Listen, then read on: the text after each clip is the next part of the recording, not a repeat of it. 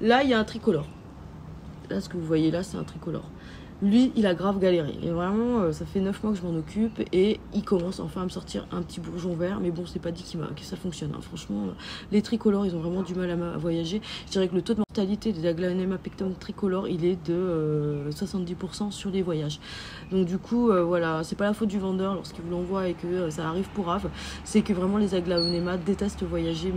Donc le mélange, il est tout con, c'est vraiment 50% de perlite, 50% de sphaigne. Et pour les billes de tourbe, normalement l'acidité elle est apportée par la sphaigne, normalement, puisque le pH il est assez bas, normalement on est aux alentours de 4, 5.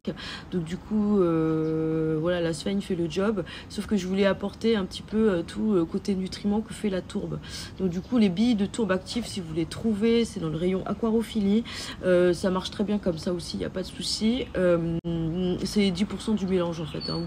Là, vous n'avez pas besoin de calculer. Hein. C'est pas là forcément pour le drainage. C'est pas là pour. Et j'ai pas mis de la tourbe en forme de terreau parce que je voulais pas compacter le mélange. Donc du coup, c'est en forme de bille que je l'ai amené. Ça, c'est un système que j'ai adopté déjà pour ça. Hein, Anthurium marocainum, parce que justement la tourbe elle est sous forme de bille là-dedans. D'ailleurs, je vais pas tarder à le rempoter parce que voilà, il commence à. Je sais pas, commence à être vieux. Donc du coup, les avantages de la tourbe, souvent je les amène en bille si la plante en a besoin ou parce que je veux pas étouffer les racines.